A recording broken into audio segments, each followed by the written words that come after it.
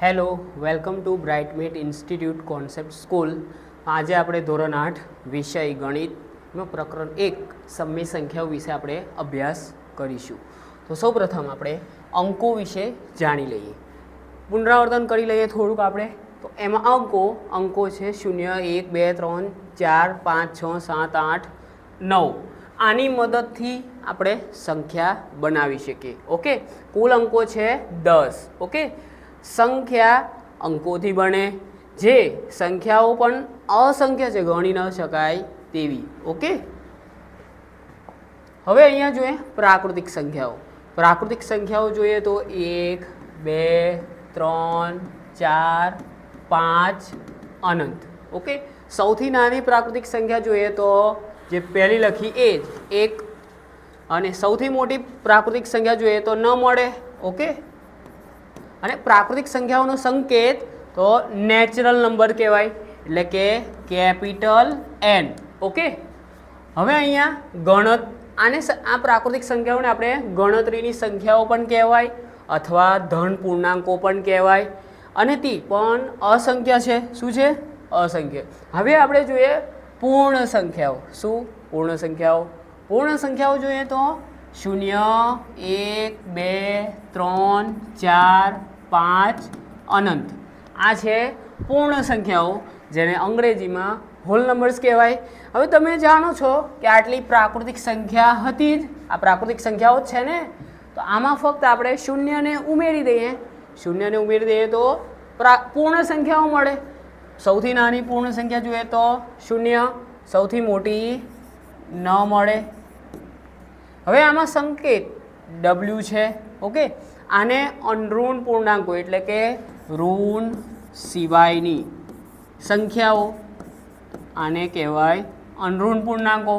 આ પણ અસંખ્ય છે. શું છે? અસંખ્ય. આ ધ્યાન રાખવાનું. ઓકે, હવે અહીંયા આપણે જોઈએ પૂર્ણાંક સંખ્યાઓ. પૂર્ણાંક સંખ્યાઓમાં ધન, શૂન્ય અને ઋણ ત્રણનો સમાવેશ થાય છે. પૂર્ણાંક સંખ્યાઓ પહેલાં જોઈ લઈએ ઋણ પૂર્ણાંકો. ઋણ પૂર્ણાંકો -1, -2, -3, -4, આ બધા ઋણ પૂર્ણાંકો છે, એ પણ અનંત છે, અસંખ્ય છે. હવે -1 જે છે એ બધા ઋણ પૂર્ણાંકો કરતાં મોટા છે. ઓકે, એ ધ્યાન રાખવું. ઓકે, મોટો છે. બધા જ ઋણ પૂર્ણાંક કરતાં -1 મોટો છે. હવે આપણે જોઈએ પૂર્ણાંક સંખ્યાઓ. પૂર્ણાંક સંખ્યાઓમાં ઋણ પૂર્ણાંકો, શૂન્ય અને ધન પૂર્ણાંકો હોય તેવા સમૂહને પૂર્ણાંક સંખ્યા કહેવાય. દાખલા તરીકે આ ઋણ પૂર્ણાંકો છે -2, -1, 0, 1, 2, 3, 4 અનંત. આ બધા છે પૂર્ણાંક સંખ્યાઓ. શું છે? પૂર્ણાંક સંખ્યાઓ. પૂર્ણાંક સંખ્યાઓને Z વડે દર્શાવાય, I વડે ન, એ ધ્યાન રાખજો, Z વડે દર્શાવાય. ઓકે, હવે આપણે તે પણ અસંખ્ય છે. અપૂર્ણાંક સંખ્યાઓ જોઈ લઈએ તો એમાં અપૂર્ણાંક એવી સંખ્યા છે જે એક સમગ્ર ભાગને દર્શાવે.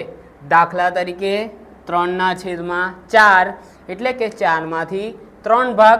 આપણે એક પીઝા લઈ લઈએ, ધારો કે નથી પણ લઈ લઈએ, એના હું 2 ભાગ કરું, હું અડધો ખાઈ જાઉં, તો આને અપૂર્ણાંકમાં લખવું હોય તો 1/2. 1ના 2 ભાગ કર્યા ને આપણે, તો 2નો 1 ભાગ તો હું ખાઈ ગયો, બરાબર. તો આને લખાય 2/1 ભાગ. ઓકે, એ ધ્યાન રાખવું. ઓકે, 1 ભાગને આપણે આ રીતે અપૂર્ણાંકમાં દર્શાવી શકીએ. ઓકે, હવે સમય સંખ્યાઓ જોઈએ. સમય સંખ્યાઓ કોને કહેવાય? જે સંખ્યાને પીના છેદમાં Q સ્વરૂપે દર્શાવી શકાય તેવી સંખ્યાને સમય સંખ્યા કહે છે. અહીં પીના છેદમાં Q, P અને Q પૂર્ણાંકો, એટલે કે ધન, ઋણ, શૂન્ય. Q શૂન્ય નહીં. ઓકે, આનો મતલબ Q શૂન્ય ન હોવો જોઈએ. ઓકે, એટલે કે આપણે અંશમાં ધન, ઋણ, શૂન્ય લઈ શકીએ, છેદમાં ધન અને ઋણ જ લેવો, શૂન્ય લેવો નહીં, એ ધ્યાન રાખવું. ઓકે, બધા જ પૂર્ણાંકો અને અપૂર્ણાંકો સમય સંખ્યા છે અથવા કહેવાય. ઓકે, હવે આપણે આના ઉદાહરણ જોઈએ તો પીના છેદમાં ક્યુ સ્વરૂપની તમામ સંખ્યાઓને સમય સંખ્યાઓ કહેવાય, ધ્યાન રાખવું. ક્યુ એક પણ લઈ શકીએ. ઓકે, હવે આપણે જોઈ લઈએ તો 2/-3, તો 2/-3. આ પણ અંશ અને છેદવાળી સંખ્યા છે સર, તો આને કહેવાય સમય સંખ્યા. શું કહેવાય? સમય સંખ્યા. હવે આ 1/2 પણ સમય સંખ્યા, -3 √3/5, 6/7, 3 1/2. આ છે મિશ્ર અપૂર્ણાંક. મિશ્ર અપૂર્ણાંક તમે ધોરણ 6-7માં ભણીને આવ્યા. આ બંનેનો ગુણાકાર, એમાં આને ઉમેરવાનો, એકને જોઈ લઈએ આપણે. ચાલો 3 1/2, 2 તરી 6, ઉપર જે છે એને ઉમેરો, 1/2, 6 ને 1 7, 7/2.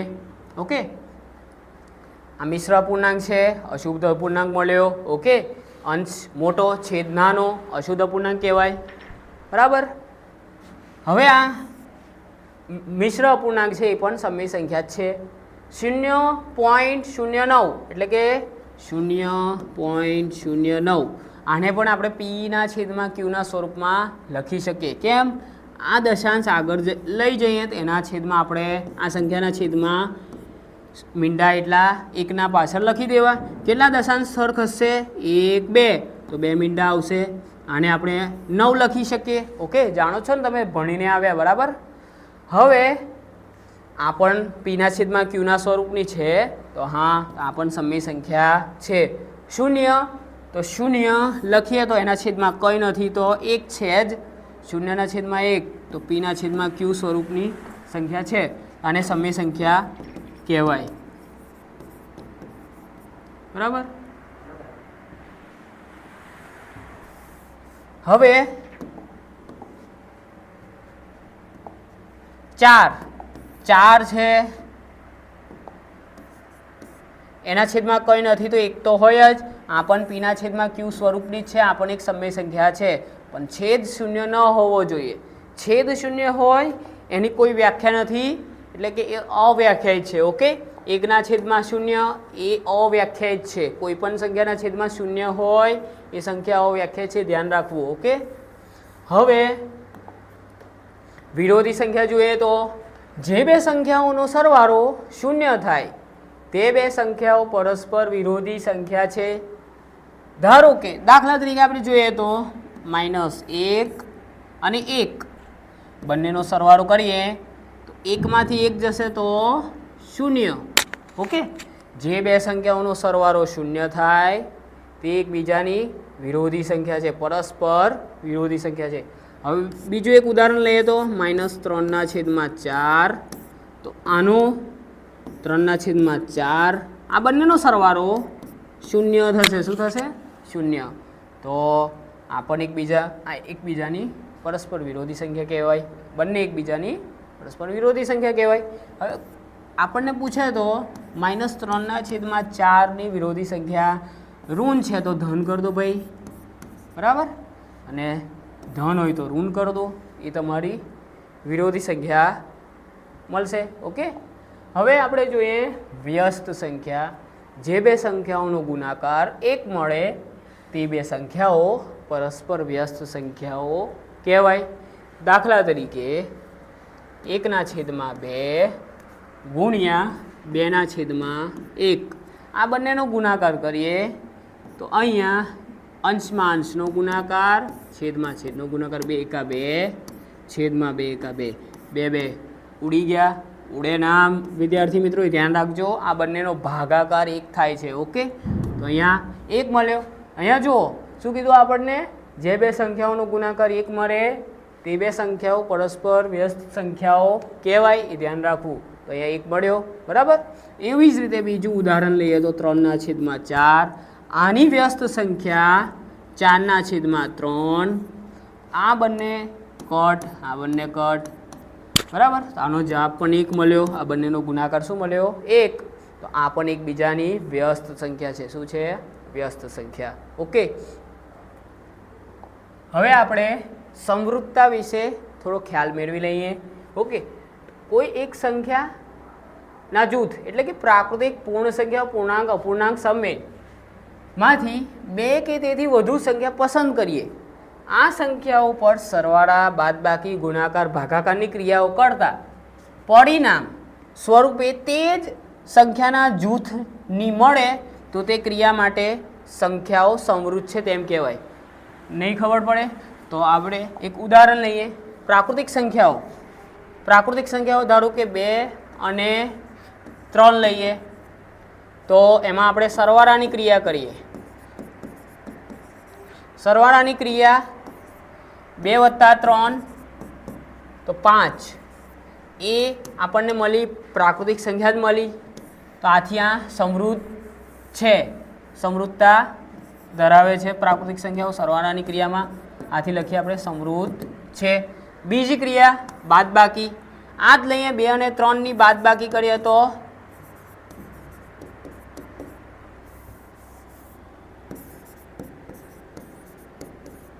બાદબાકી 2 - 3.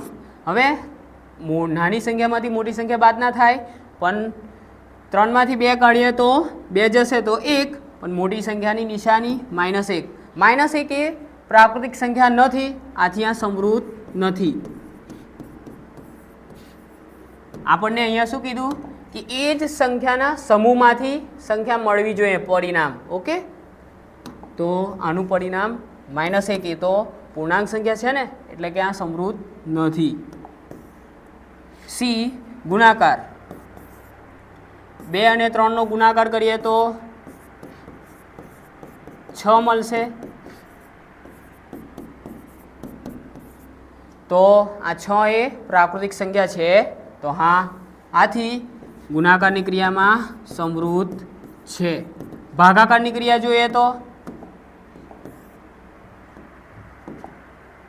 ડી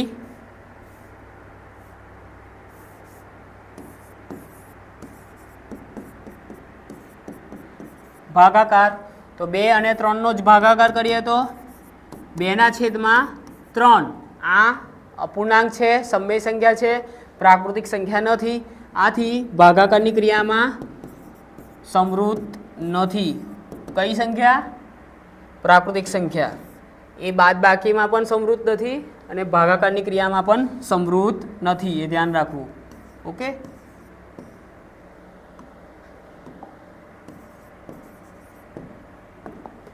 હવે પૂર્ણ સંખ્યાઓ વિશે જોઈ લઈએ.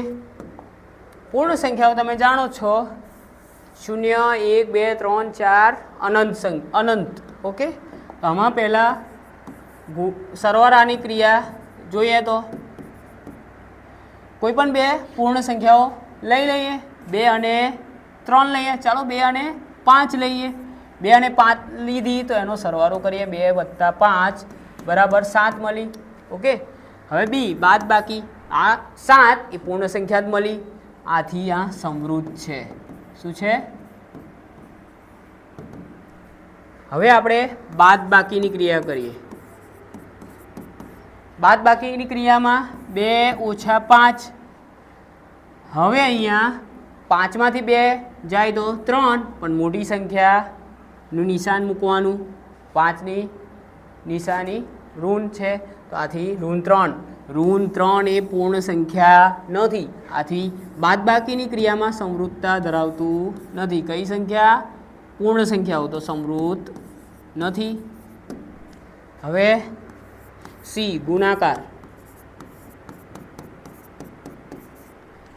2 અને 5 નો ગુણાકાર 10. કોઈ પણ તમે બે સંખ્યાઓ લઈને આ રીતે ચેક કરી શકો છો. 10 એ પૂર્ણ સંખ્યા છે, આથી આ સમૃદ્ધ છે. ઓકે, હવે ભાગાકાર. 2 અને 5 નો ભાગાકાર કરીએ તો 2/5. આ તો અપૂર્ણાંક મળી, પૂર્ણ સંખ્યા નથી મળતી, આ સમૃદ્ધ નથી. હવે આપણે પૂર્ણાંક સંખ્યાઓમાં સમૃદ્ધતા ચેક કરીએ તો એ ગુણાકાર. ગુણાકાર માટે આપણે કોઈ પણ બે પૂર્ણાંક સંખ્યાઓ આપણે લઈએ તો ધારો કે 3 અને 4 લઈએ. તમે કોઈ પણ સંખ્યાઓ લઈ શકો છો. 3 અને 4 નો સરવાળો 7 મળે. 7 એ પૂર્ણાંક સંખ્યા છે, તો આથી આ સમૃદ્ધ છે, સમૃદ્ધતા ધરાવે છે. બી બાદબાકી 3 અને 4 ની બાદબાકી -1, તો આ પૂર્ણાંક સંખ્યા આપણને મળે છે, આથી આ પણ સમૃદ્ધ છે. હવે સી ગુણાકાર -2 અને 3 લઈએ આપણે, કોઈ પણ બે સંખ્યા બીજી લઈએ તો 2 તરી 6, બરાબર. પણ ઋણ ધન અને ઋણનો ગુણાકાર ઋણ, ઓકે. તો 2 તરી 6 -6, ઋણ 6 એ પૂર્ણાંક સંખ્યા છે એટલે સમૃદ્ધ છે. હવે આપણે ભાગાકાર જોઈએ તો ભાગાકારની ક્રિયા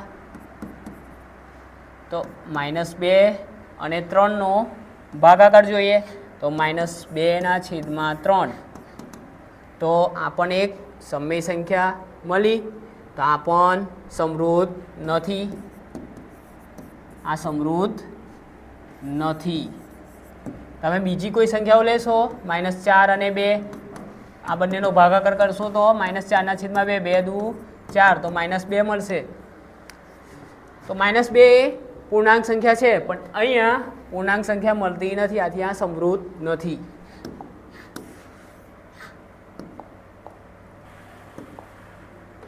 સમય સંખ્યાઓ વિશે આપણે સમૃદ્ધતા ચેક કરીએ તો એ સરવાળો 1/2 અને 1/3, આ બે આપણે સમય સંખ્યા લઈ લઈએ અને એનો સરવાળો કરીએ.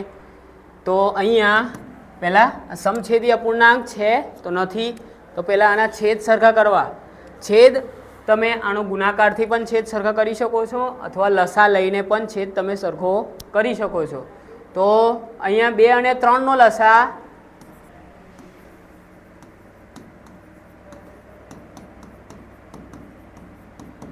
લસામાં જોવાનું, અહીંયા આ ક્રમિક સંખ્યાઓ છે, તો આ બંનેનો ગુણાકાર જ એ લસા 2 × 3 = 6, આનો લસા 6 મળશે. હવે અહીંયા 1/2, હવે આને હું કેટલા વડે ગુણું તો 6 મળશે, તો 3, અને ઉપર જે છેદમાં ગુણ્યું એ પણ અંશમાં, એના વડે જ અંશમાં ગુણાકાર કરવો, પદ તો જ સંતુલિત થાય, બરાબર. વત્તા હવે 1/3, તો કેટલા વડે ગુણીએ તો અહીંયા 6 થશે, તો 2 વડે. અહીંયા 3 × 1 3, છેદમાં 3 દુ 6, વત્તા 2 × 2, છેદનો ગુણાકાર અહીંયા જોઈએ તો 3 × 2 તો 6. હવે જો અહીંયા છેદ સરખો થઈ ગયો. હવે આને આપણે સરવાળો કરી શકીએ છીએ, ઓકે. તો અમુક વિદ્યાર્થીઓ અહીંયા આવું કરે છે કે અંશમાં અંશનો સરવાળો અને છેદમાં છેદનો સરવાળો. તો અહીંયા 1 ને 1 2 અને અહીંયા 3 ને 2 6, આ ખોટું છે, એ ધ્યાન રાખવું, ઓકે. પહેલાં છેદ સરખો કરવો, પછી છેદ એમનો એમ લખવો. તો અહીંયા 6 અંશનો સરવાળો 3 + 2, 5/6. હવે આ સમય સંખ્યા જ આપણને મળી, તો આ સરવાળાની ક્રિયામાં સમય સંખ્યા સમૃદ્ધતા ધરાવે છે, એ ધ્યાન રાખવું.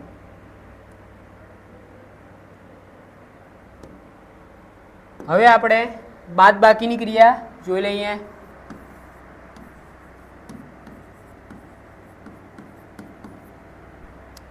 બાદબાકીની ક્રિયામાં કોઈ પણ બે સમય સંખ્યાઓ આપણે લઈએ, 1/2 અને 1/3, આ બંનેની આપણે બાદબાકી કરીએ તો અહીંયા પણ લસા લેવાનો. લસા તમને ખબર છે, 3 અને 2 નો લસા 6, તો અહીંયા 1 ગુણ્યા અને છેદમાં 2 ગુણ્યા 2 ને હું કેટલા વડે ગુણું તો 6 મળે, તો 3 વડે, તો અંશમાં પણ 3 વડે ગુણાકાર કરવાનો, અથવા આનો આમ પણ ગુણાકાર કરી શકો છો, ઓકે.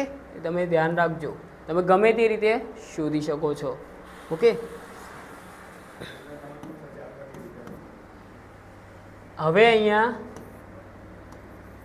3 ગુણ્યા ઓકે હવે અહીંયા 6 મને કરવો છે 6 છેદ કરવો છે તો આના 2 વડે ગુણીશ ઉપર પણ 2 વડે ગુણીશ હવે 3 એકા 3 છેદમાં 3 દુ 6 માઇનસ છે તો માઇનસ 2 એકા 2 છેદમાં 3 દુ 6 હવે અહીંયા લસા સરખો થઈ ગયો હવે બાદ બાકી આપણે કરી શકીએ તો 6 એમના એમ અંશની બાદ બાકી સરવાળો હોય તો સરવાળો 3 ઓછા 2 બરાબર 1 છેદમાં 6 આ પણ એક સમય સંખ્યા આપણને મળી તો આ સમૃદ્ધ છે બરાબર એ ધ્યાન રાખજો ઓકે હવે આપણે ગુણાકાર જોઈ લઈએ સી ગુણાકાર 1 છેદમાં 2 ગુણ્યા 3 છેદમાં 5 લઈ લઈએ આ બંનેનો ગુણાકાર આપણે કરીએ ગુણાકારમાં અંશનો અંશમાં ગુણાકાર છેદમાં છેદનો ગુણાકાર 3 ગુણ્યા 1 છેદમાં 2 ગુણ્યા 5 તો 3 એકા 3 છેદમાં 5 દુ 10 તો આ પણ એક સમય સંખ્યા જ આપણને મળે છે તો આથી આ પણ સમૃદ્ધ છે હવે એક ભાગાકારની ક્રિયા જોઈ લઈએ તો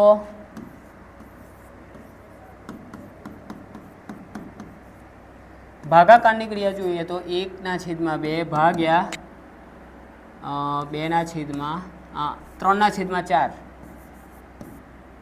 ઓકે હવે અહીંયા સૌપ્રથમ 1 છેદમાં 2 એમનું એમ ભાગાકારની જગ્યાએ ગુણાકાર કરવું અને આનો વ્યસ્ત લઈ લેવો આ સંખ્યાની વ્યસ્ત 4 છેદમાં 3 અંશ અને છેદની અદલા બદલી ઓકે તો 4 છેદમાં 3 અહીંયા 2 દુ 4 2 એકા 2 છેદમાં 3 એમના એમ અને અહીંયા 1 છે કંઈ નથી તો એક જ એક તો હોય જ 3 ગુણ્યા 1 2 એકા 2 3 એકા 3 2 છેદમાં 3 તો અહીંયા આપણને એક સમય સંખ્યા મળે છે પણ એક હજુ એક ઉદાહરણ જોઈએ તો 1 છેદમાં 2 ભાગ્યા 0 0 તો 1 છેદમાં 2 આને ગુણાકારમાં ફેરવીએ તો ગુણ્યા 0 છે એની વ્યસ્ત 1 છેદમાં 0 ન લખી શકીએ કેમ કે આ અવ્યાખ્યાયિત છે અવ્યાખ્યાયિત